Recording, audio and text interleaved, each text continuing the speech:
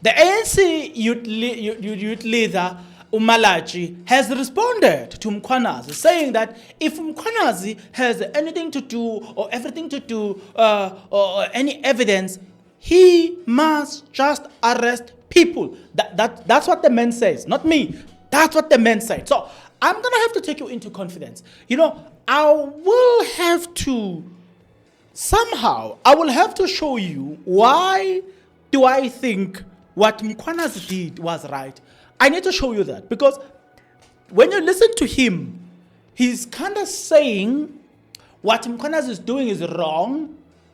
But I'm going to ask you a question. Why do you think Mkhwanazi is wrong by telling us the information that he told us today? You tell me, why do you think it's wrong? I'm going to tell you why do I think it's right. So you will tell me why do you think it's wrong. I will tell you why do I think it's right. So now, the conversation is between you and I. So relax, take it the breath, and let me take you into confidence. So, a man by the name of Mkhwanazi, who is Lieutenant General in the South African Police Service, serving as a Commissioner of Police in KwaZulu-Natal, having obtained experience, having obtained higher qualification in the South African Police Service. He is recognized worldwide because of his training. The badges that you see here, it means the man has serious qualification, hence is wearing the brown uniform. The brown uniform, it's got a resemblance of a military thing, right? So one of the most interesting things is that he brings it during this press briefing. It's called special operational. Then he brings that.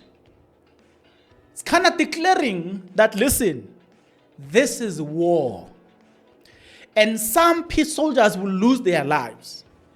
Some will get fired. That's what you hear as you listen to him. He tells you that I might get fired, I might get arrested, but we will fight. Even if we are arrested and we're out on bail, we'll come back and join other organizations and fight. That's what we are hearing from Mkhwanazi. Remember the question we are working on. Why do we think it is important for Mkhwanazi to inform us about what is happening instead of arresting them? That is an important question. So let me first give you what the ANC youth leader is saying. Then I will show you, or I will give you a video, what Mkhwanazi had said about the minister that prompted these people to defend their minister. But before we can bring you that other video, let's start from the ANC here. You lead. Days of statements and populism have ended. If he has got evidence on them, he must arrest them. We're not a country of lawlessness. We don't want statements. We don't want press briefings. We want people to be arrested.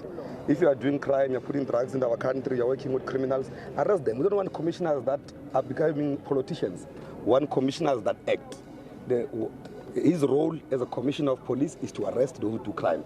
Now, we don't want him to be a pop star. If he wants to contest politics, he must come to branches of the ANC and contest. But if he wants to be a commissioner, he must arrest those who do crime. We don't want statements, we want arrests. And what do you make of the fact that he, to some extent, is implicating the Minister of Police? If the Minister of Police is doing crime, he must be arrested. We're not a lawless country. I'm repeating again, we don't want a commissioner who's a pop star. We want a commissioner that acts against crime. He has been doing very well, applauded by people where he was arresting criminals. He must continue doing that work. We don't want him to do press briefings, we want him to act. We want to be told that if a person is doing crime, he's arrested and the law is enforced. That's what we want to hear. I think it was alright, or it was okay for him to show us, number one, who the minister is. Number two, the character of the character of the ANC, because it links back to the ANC, for the fact that right now they are protecting him. It is a recognition of who they are. Or, you know what I'm saying? For the fact that they are protecting him. If they were not protecting him, if they were saying, let the legal process take its course. If he's found guilty, let him be fired. But for the fact that they are defending him, it means they identify with who he is. So what he needed to do Because in the past, they've ran to the media. We have seen so much articles that were generated where they were controlling the media, feeding the media the narrative. It was then important for Mkhwanazi to come back to the media and show the people what these people are doing. Remember the arrest of Kumalo, the crime intelligence boss, was publicized and information was fed to the media about a lot of things. So, sorry guys, even though Kumalo was arrested, but information was fed to the media. So it was fair, it is still fair for Mkhwanazi to come back and say, no, this is what you don't know about your leaders. This is who they are. Yes, they need to face consequences, because he did not say that there will not be consequences. He said they are going to open a case, but he lays this thing on public, showing us that when you see us dealing with him, if he comes back tomorrow and say it's a political prosecution, you must be there to say no. There's no political prosecution here. There's wrongdoing that you must be arrested for, you must account for. Stop now telling us that I'm being prosecuted because it's a political prosecution. Because Mkhwanazi would have told us that no, this is who the man is. So when we arrest him, know that we are arresting this type of a person. So that this person doesn't come out now and run on some media house and say that, no, I'm being politically prosecuted. We know. You see where I'm going? It was okay. Also, the drug issue affects everybody. If you just arrest and you keep quiet, we wouldn't have known that there are people, prosecutors involved, magistrates involved, judges involved, SAPS members involved, Metro Police members involved. We wouldn't have known about that. We wouldn't have, oh well, me I know. Me I know because I can tell you a crime that is most likely committed by an SAPS member. I can tell you a crime that is most likely committed, will be most likely committed by a Metro Police. I can tell you a crime that is most likely committed by members of intelligence. I can tell you a crime that is most likely committed by members of Hawks. I can tell you a crime that is most likely committed by members of SNDF. This institution, I can tell you there are crimes that these ones are most likely to commit this crime, this crime, this crime. You know, most of police officers who are involved in anything that has got to do with stealing of cars, it's Metro Police. Just showing you an example. Most police who are involved with things that have got to do with case and arrest, stealing of docket, it's SAPS. Just to give you a practical example, go on Google, you'll see that. I don't want to go there. So it was okay. It is still okay. It is still right for Mkhwanazi to give us this picture of something that affects you on a day-to-day basis, to show you that you've been affected by a problem emanating from the people that's supposed to protect you. Well, Mkhwanazi is speaking about him and his safety. Had this to say. Explain to us why is this? He says the minister gave the instruction. So we don't know what is the intention. And we, in Parliament, even say that we don't know what informs the minister to say disband the team, because the team's work speaks for itself, is there? I mean, on frequent basis, the previous ministers were briefing the nation about what the team is doing. This new current administration has not done that. Now suddenly we see the letter that says the team is disbanded. We don't know the reason. Fortunately for the investigation happening in Gauteng under the leadership of the project manager, which is Kumalo, and evidence is retrieved from one of the criminal syndicates, which makes it clear that there's a communication between the minister and these people. The very same minister goes on record on a teleconversation he's having with someone else, where he says, I know this is my comrade. Whereas he has said in Parliament he does not know the person. We see on the records communication of this Brown Mkhwanazi together with an accused. The communication that involves police things, amongst them, is to deal with Mkhwanazi and Kumalo. Amongst them is to expeditiously applying disciplinary regulations of the South African police deal with Mkhwanazi. That's why there's a call in public from a person that I will not necessarily mention his name, that the National Commission must bypass the disciplinary regulations of the service, must simply suspend these people because they are arrested. Why is that call? It's a call that is putting more pressure to make sure that the crime intelligence is handing over to the criminal syndicates. That's what it's about. So the people make calls and they disregard that which is a rule in the organization. You commit a misconduct, produce a report as an arresting authority to the executive authority or to the leader of that institution and say, this person was arrested for A to Z.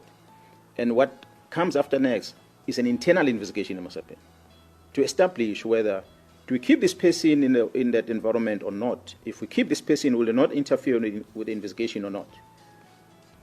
But those powers are taken away from the National Commission who's supposed to do that by the court, by magistrate, who says you must not go there. So automatically it means the court have now taken the role of the National Commission dealing with the disciplinary matter by suspending people. The National Commission is confused. And now what does this court mean? That's why to date the National Commission has not appointed anyone. So which means a whole week has gone by, this country is suffering, there's no head of crime intelligence. Because court decided, not the court, maybe let me rephrase, one presiding officer decided that these people cannot go and work there. So that almost suspended the entire disciplinary regulations of the police, which is a concern. Not to say people did not commit misconduct. They would have been arrested if they committed misconduct. But allow the internal process to happen. But they are not doing that. They are on the media attacking. Another question. Obviously, with all this work that you have been doing, arresting criminals and trying to dismantle this drug cartel or criminal syndicates, do you believe that all these investigations against you, they were purposefully targeting you so that you can be removed or eliminated from these investigations? And do you believe that your safety is in jeopardy after this revelation? Yeah, well, the safety of South Africans is in jeopardy. At least Mkhwanazi still has a firearm. He still has a men and women that he works with. He can still somehow protect himself. There are men and women out there that are vulnerable. They've got no one to protect. So we can't be worried about our own safety. We must worry about the safety of the citizens. So ours is to go out there and lay our life to protect them. That is my only concern right now, not about my safety. You know, everyone shall die. The time will come. If it comes, it comes. But if an enemy comes to you, attack the enemy. Don't allow the enemy to take advantage. You can't just lie with your arms in your hands like that. You have to fight. So that's what we are doing now in KZN, and we shall fight. And this fight is very big. So it needs people who are committed. People who are not worried. No, they're going to chase you. They're going to arrest you. Get out of that prison and fight. They're going to suspend, they're going to dismiss you, they can get you out of the police. When you're out of the police, join men and women in the private sector that are dedicated in dealing with this criminality and fight from outside. That's why we're calling on them to also join us to fight. That is not going to stop. So I'm not worried about my safety in as far as these investigations are concerned. I said I must ask one question at a time. What is the other one that was prefacing? Thank you so much, because you forgot as well. So, with that being said, let's take it a bit further, because there's quite interesting things to note about this. There are very, very, very, very interesting things to note about this. I want you to sit down there, get into the comment section below, type and tell me what do you think about what has just transpired right now. Give me your thoughts and your opinion about everything. What do you think about what has just transpired? You know what I think? I think that it is about time the ANC behave like normal people. When a member of ANC is accused of anything, stop defending that person, but rather say, hey, we think that this person must be subjected to legal processes. Rather than being defensive from day one, because tomorrow you're going to come here and tell us about political prosecution, no. There's no political prosecution here. Next. You understand? So that worries me the most. From the ANC, I'm very worried about how they are able to defend one another while they claim to be fighting crime. I'm very worried about that. One other thing that I'm worried about is the fact that people are not yet subscribed. They have not liked the video. They have not commented. They are not sharing this video. I'm worried about that too.